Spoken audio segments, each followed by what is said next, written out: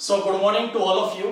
तो आज के लेक्चर में हम डिस्कस करने वाले हैं मेथड ऑफ चार्जिंग। किसी भी ऑब्जेक्ट को कितने तरीके से हम चार्ज कर सकते हैं, इलेक्ट्रोस्टैटिक सीरीज और classification of substance on the basis of electrical conductivity. So guys, सबसे पहले ले लेते हैं मेथड ऑफ चार्जिंग। तीन तरीके से किसी भी ऑब्जेक्ट को हम चार्ज कर सकते हैं: charging by friction, charging by conduction and charging by induction. तो चार्जिंग बाय फ्रिक्शन में क्या होता है, जब दो ऑब्जेक्ट को आपस में रगड़ा जाता है तो किसी एक ऑब्जेक्ट के इलेक्ट्रॉन दूसरे ऑब्जेक्ट पे ट्रांसफर हो जाते हैं। आप जानते हैं कि कोई भी ऑब्जेक्ट नेचुरली न्यूट्रल होता है, उसके ऊपर कोई चार्ज नहीं होता, नेट चार्ज उसका जीरो होता है, क्योंकि उसके पास जितने इलेक्ट्रॉन्स हैं उतने ही प्रोटॉन हैं। तो वो नेचुरली क्या है, न्यूट्रल है। ये वाला भी न्यूट्रल है, बट जैसे दोनों को आपस में रगड़ा जाता है, दोनों के रगड़ने से हीट पैदा होती है। हीट पैदा होने से दोनों बॉडी के इलेक्ट्रॉन एक्साइटेड हो जाते हैं, एक्साइटमेंट भर जाती है उनके अंदर। जैसे बच्चे मेले को देखते हैं ना, या कोई एकदम से उनकी मन चाही चीज उनको मिल जाए, वो एक्साइटमेंट से भरपूर हो जाते हैं। ऐसे ही इलेक्ट्रॉन भी हीट की वजह से एक्साइटेड हो जाते हैं। तो वो ऑब्जेक्ट जिसके अंदर इलेक्ट्रॉन्स एफिनिटी ज्यादा है, मतलब इलेक्ट्रॉन लेने की कैपेबिलिटी उसके अंदर ज्यादा है, वो दूसरे ऑब्जेक्ट से इलेक्ट्रॉन ले लेता है, अपने ऊपर वो नेगेटिव चार्ज बना लेता है, और जिसके ऊपर से इलेक्ट्रॉन आए हैं उसके ऊपर पॉजिटिव चार्ज डेवलप हो जाता है इक्वल क्वांटिटी में। तो इस मेथड को हम कहते हैं चार्जिंग बाय फ्रिक्शन। तो आप स्क्रीनशॉट ले सकते हैं ताकि आप अच्छे से इसको अपनी नोटबुक में नोट कर सके। Whenever two bodies, at least one non-conductor are rubbed against each other, heat is produced due to friction present between them. Due to this heat produced, electrons in both bodies are excited. The body having more electron affinity attracts some of the electron from the other body. Both the bodies develop equal and opposite charge by this method. तो पहला method है हमारा charging by friction. अब किस body के ऊपर electron जाएंगे, right, मतलब किसके ऊपर नेगेटिव चार्ज डेवलप होगा, किसके ऊपर पॉजिटिव। अगर दो बॉडी को आपस में रगड़ा जाए, मान लीजिए मैं आपको नाम देता हूं, भाई ग्लास की रोड को हम सिल्क के साथ रब कर रहे हैं, तो ग्लास पे कैसा चार्ज आएगा, सिल्क पे कैसा चार्ज आएगा, ये कैसे पता चलेगा? ये पता चलता है इलेक्ट्रोस्टैटिक सीरीज से। तो इलेक्ट्रोस्टैटिक सीरीज क्या है? तो सर बेंजामिन फ्रैंकलिन ने जब ये सीरीज बनाई तो इसमें बहुत ही कुछ चुनिंदा नाम होते थे, 7-8, अब तो बहुत ज्यादा नाम आ गए और फ्यूचर में इसमें नाम और ऐड होते रहेंगे। जो ऊपर नेम लिखे हुए हैं इनके अंदर लेस टेंडेंसी होती है इलेक्ट्रॉन गेन करने की, मतलब ये इलेक्ट्रॉन अपने दे सकते हैं, किसी को अपने इलेक्ट्रॉन दे सकते हैं, किसी से लेंगे नहीं, राइट। और जो नीचे नाम लिखे हुए इनके अंदर क्या होती है, high tendency to gain electron. ये बेचारे किसी के भी साथ इनको रगड़ो, फटाक से इलेक्ट्रॉन उससे ले लेते हैं। फॉर एग्जांपल, मैं ह्यूमन स्किन, आपने देखो कई बार हम टॉफी खाते हैं तो जब टॉफी का रैपर हम नीचे गिराने की कोशिश करते हैं तो वो उंगलियों में चिपकने लगता है। तो क्या होता है, जब हम टॉफी को खोल रहे होते हैं, फ्रिक्शन होता है, तो टॉफी के जो हमारी स्किन के इलेक्ट्रॉन्स है टॉफी पे ट्रांसफर हो जाते हैं। तो टॉफी के ऊपर नेगेटिव चार्ज डेवलप हो जाता है और ह्यूमन स्किन के ऊपर पॉजिटिव चार्ज डेवलप हो जाता है, जिस करके वो हमारे हाथों से चिपकना शुरू हो जाती है। तो अगर ह्यूमन स्किन को हम सिल्क के साथ रगड़े तो सिल्क के ह्यूमन स्किन से इलेक्ट्रॉन सिल्क पे ट्रांसफर हो जाएंगे, तो सिल्क पे नेगेटिव चार्ज डेवलप हो जाएगा और ह्यूमन स्किन पे पॉजिटिव। अगर मैं ग्लास रोड को सिल्क के साथ रब करूंगा तो ग्लास पे पॉजिटिव चार्ज आएगा, सिल्क पे नेगेटिव। अगर मैं ग्लास को ह्यूमन स्किन के साथ रब करता हूं तो फिर ग्लास पे नेगेटिव चार्ज आएगा, स्किन के ऊपर पॉजिटिव। मतलब ये डिसाइड करेगा कि भाई किसको किसके साथ रगड़ा जा रहा है। देखो, ग्लास को स्किन के साथ रगड़ेंगे तो ग्लास पे नेगेटिव चार्ज आएगा, बट यही ग्लास को अगर हम सिल्क के साथ रब करें तो ग्लास पे पॉजिटिव चार्ज आएगा, क्योंकि इलेक्ट्रोस्टैटिक सीरीज में सिल्क ग्लास से नीचे है और ग्लास ह्यूमन स्किन से नीचे है। तो नीचे वाले पे हमेशा नेगेटिव चार्ज आएगा, ऊपर वाले पे पॉजिटिव। तो इस सीरीज को याद करके, लर्न करके आप बड़े आराम से अपना एक नंबर पक्का कर सकते हैं, क्योंकि कई बार ऐसा क्वेश्चन पूछ लिया जाता है। Now second method, charging by conduction. Charging by conduction में क्या होता है, किसी भी एक अनचार्ज कंडक्टर को जब दूसरे चार्ज कंडक्टर के साथ टच किया जाता है, इसमें टच करना पड़ता है, तो चार्ज कंडक्टर के ऊपर से चार्ज पार्टिकल अनचार्ज कंडक्टर के ऊपर चले जाते हैं और उसके ऊपर भी चार्ज डेवलप हो जाता है। If an uncharged conductor is touched with a positively or negatively charged conductor, then the uncharged conductor also acquires the charge possessed by the charged conductor. This process is called charging by conduction. इसका diagram देख लेते हैं। ये हमारे पास एक अनचार्ज conductor है, insulating stand के ऊपर रखा हुआ है, इसके ऊपर कोई चार्ज नहीं है, बट हमने क्या किया, दूसरा हमारी बॉडी है, चार्ज कंडक्टर है बी को ए के साथ टच कर दिया, तो बी के ऊपर से कुछ चार्ज हमारा कहां आ गया, ए के ऊपर। इसे कहते हैं चार्जिंग बाय कंडक्शन, राइट। तो कनेक्ट करना पड़ता है। अब चार्जिंग बाय इंडक्शन में क्या होगा, बड़े मजे का देखिए आप। चार्जिंग बाय इंडक्शन, इस प्रोसेस में एक अनचार्ज बॉडी होती है, दूसरी चार्ज बॉडी होती है, ना तो उनको आपस में रगड़ा जाता, ना उनको आपस में टच किया जाता है, बस पास रखा जाता है, राइट। ज्यादा नजदीक भी नहीं, बस थोड़ा नजदीक, उसी से काम हो जाता है। तो charging by induction, the process of charging a body by keeping it near A charge body but not touching it is called charging by induction. ये हमारे पास एक बॉडी है, अनचार्ज मेटल रोड है, राइट, अनचार्ज मेटल रोड, ये insulating stand के ऊपर रखी हुई है। ये हमारी दूसरी चार्ज कंडक्टर है हमारे पास, हमने इनको पास ले आएंगे। तो जैसे इनको पास लेकर आएंगे, पास लेके आए, तो हुआ क्या, जो हमारी मेटालिक रोड है, देखिए कोई भी मेटल है, हर मेटल के पास रूम टेम्परेचर पर फ्री नेगेटिव चार्ज होता है, फ्री पॉजिटिव चार्ज होता है, राइट। मतलब वो न्यूट्रल जरूर होता है, बट उसके ऊपर फ्री इलेक्ट्रॉन्स घूमते रहते हैं उसके सरफेस एरिया पे, जिसे कहते हैं फ्री नेगेटिव चार्ज या फ्री इलेक्ट्रॉन्स। और जिस एटम से इलेक्ट्रॉन निकल के घूम रहा है, उस एटम पे पॉजिटिविटी आ जाती है, राइट। इसको थोड़ा डायग्राम की हेल्प से देख लेते हैं। मैं यहां पर एक डायग्राम बना देता हूं।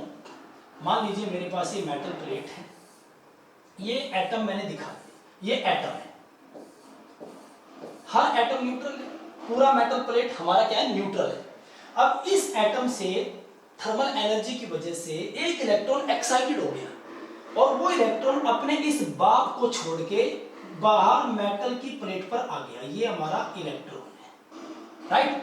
तो इस एटम पे पॉजिटिविटी डेवलप हो जाएगी और ये इलेक्ट्रॉन क्या है, नेगेटिव फ्री इलेक्ट्रॉन, इसे कहते हैं फ्री इलेक्ट्रॉन।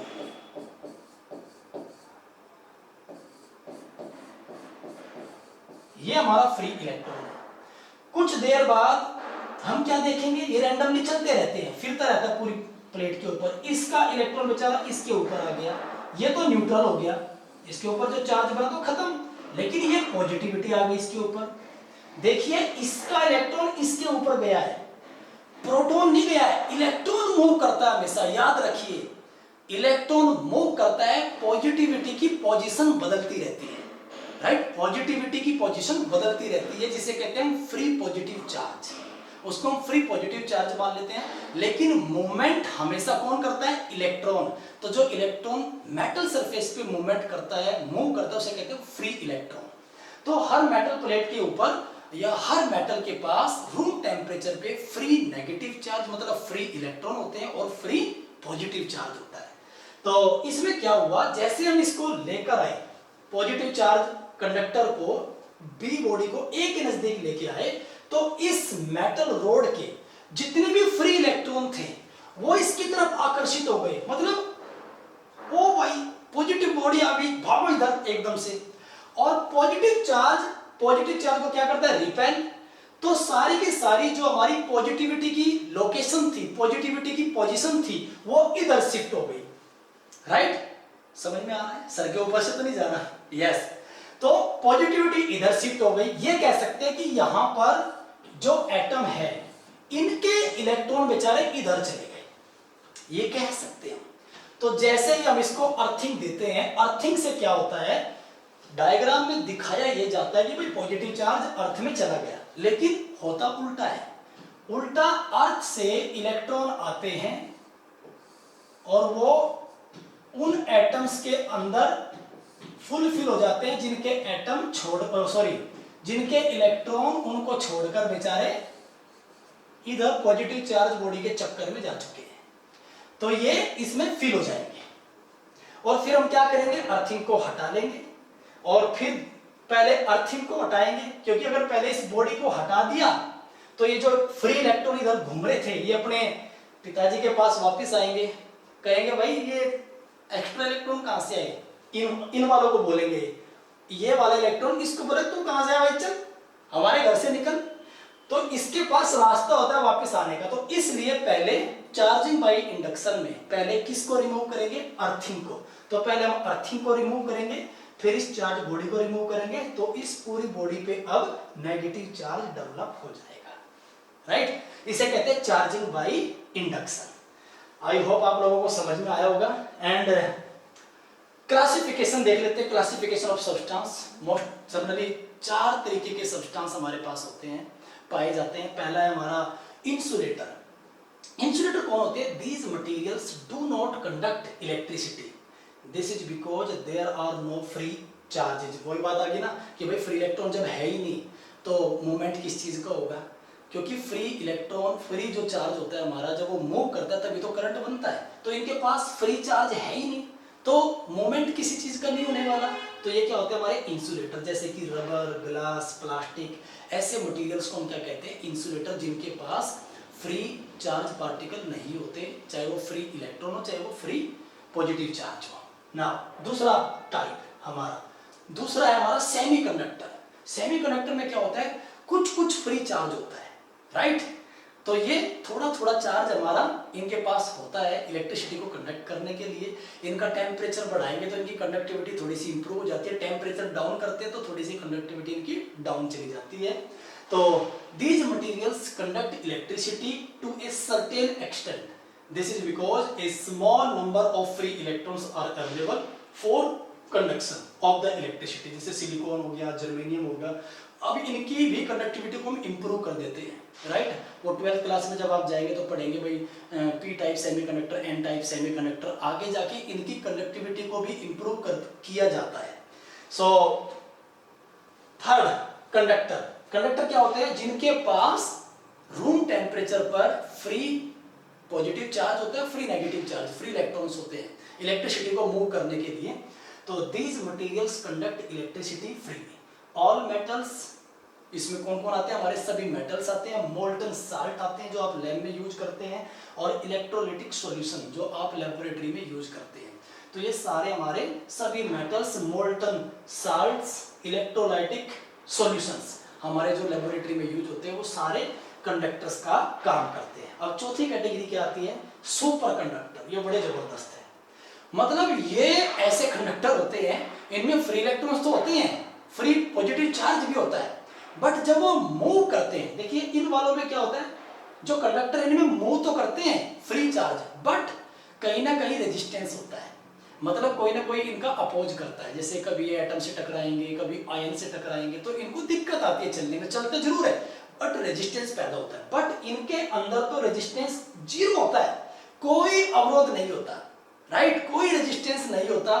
तो इनके फ्री चार्ज को रोकने के लिए कुछ बीच में रुकावट है ही नहीं। तो ऐसे सब्सटेंस को हम क्या कहते हैं, super conductor. These materials conduct electricity so freely that there is absolutely no obstruction to the flow of free electrons.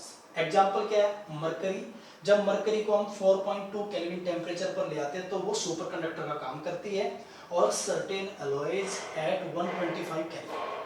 तो कुछ एलॉयज, मान लीजिए कुछ धातुओं को, कुछ मेटल्स को मिक्स करके एक एलॉय तैयार किया जाता है, तो वो भी सुपर कंडक्टर का काम करता है। सुपर कंडक्टर कहाँ कहाँ काम आते हैं, हमारे सुपर कंप्यूटर में काम आते हैं, जहाँ पर हमें इलेक्ट्रिसिटी की ज़्यादा रिक्वायरमेंट रहती है, भाई तेजी से फ्लो हो सुपर कंडक्टर।